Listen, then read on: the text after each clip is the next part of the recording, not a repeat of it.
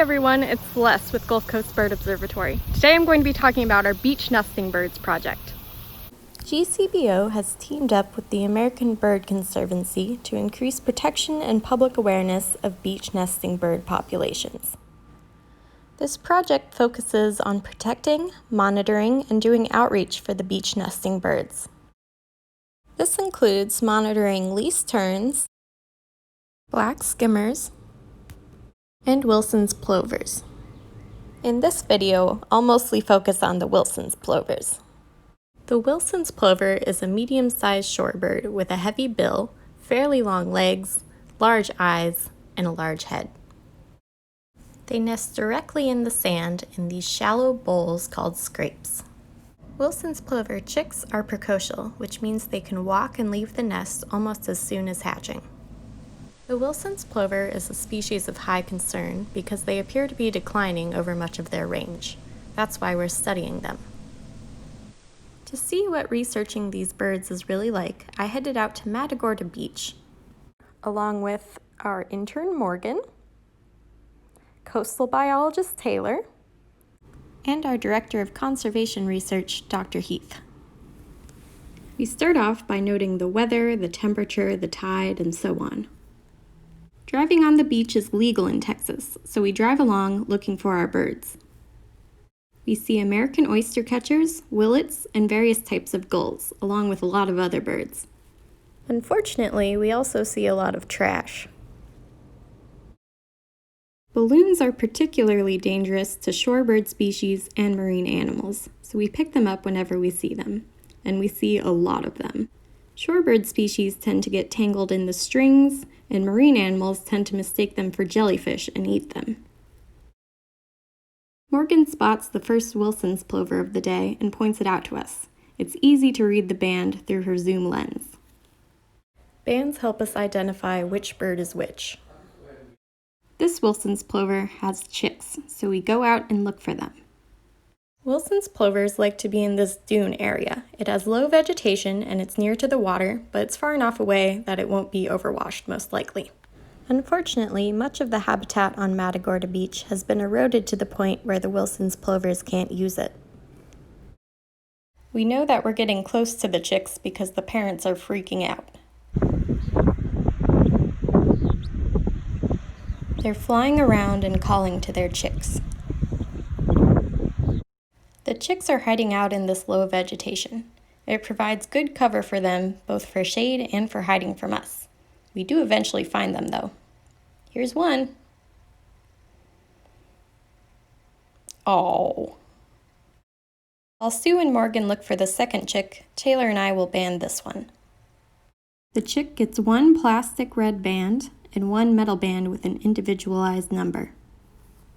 They fit just right so that they're not tight enough to hurt the chick, but also not loose enough to fall off. Perfect. Taylor is sure to take photos of the chick with its new band to make sure that she keeps track of who's who. And of course, she also writes everything down. All done. Now it's time to let the chick go and let its parents find it. Bye! Next, we found an unbanded adult Wilson's plover with an unhatched nest. We decided to band the bird and caught her using a box trap. The box trap works by the box being held up by a stick, which is attached to a string, which is being held by Morgan under a sheet. The bird will return to the nest to incubate her eggs, and when she does, Morgan will pull the string, which will drop the box, which will trap the bird. The bird enters the cage and sits down. Morgan pulls the string and the box comes down. Here she is. We give this bird the band number U5, so Taylor decides to nickname her Ursula. Before we leave, Morgan sweeps our tracks away so that predators can't find the nest. Then we let Ursula go. We drive along and eventually we find even more chicks. When we caught the chicks, the parents reacted like this. It's called the broken wing performance, and it means that the parent is distressed and trying to lead you away from their chicks. If you see a Wilson's plover acting like this, it's not because it has a broken wing, but because it's afraid and would like you to move away.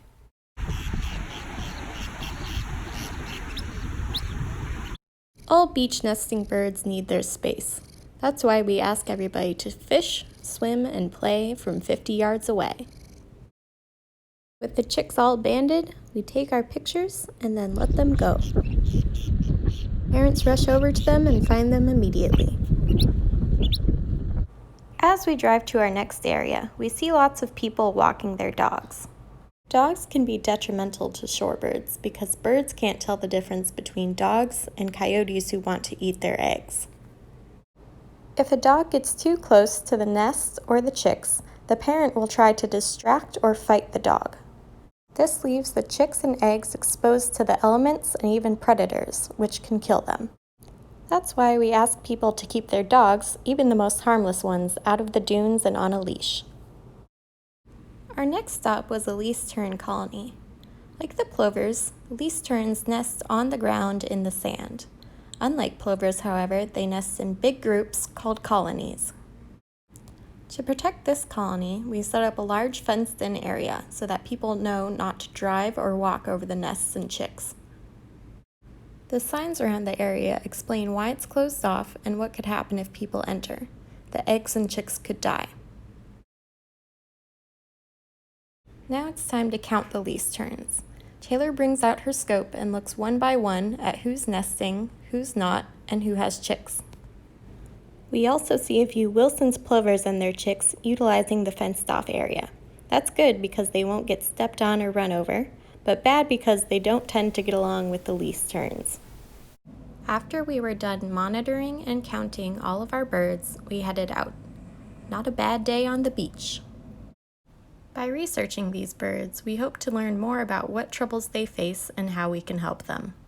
At this point, we know that their habitat has been damaged by erosion and litter, and that they're facing disturbances by humans and dogs. If you'd like to teach your children about protecting Wilson's plovers, you can take a look at Winnie the Wilson's Plover, which is a children's book that I wrote and read on this channel.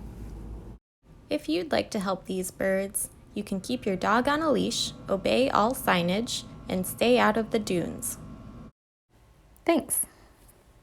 If you'd like to get more involved with our conservation work, you can sign up to be a volunteer with us.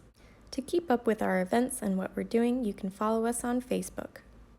Visit us online at gcbo.org to sign up for our e-news, learn more about us, and shop at our online store. If you'd like to come visit us and walk our trails, our hours are Monday through Friday, 8:30 to 4:30. If you'd like more information, would like to set up an education day, or would like to sign up to be a volunteer, you can call us at 979-480-0999 or email us at info@gcbo.org. Special thanks to Sue Heath, Taylor Bennett, and Morgan Barnes. All photos by Morgan Barnes. From Gulf Coast Bird Observatory, we thank you for watching and hope to see you soon.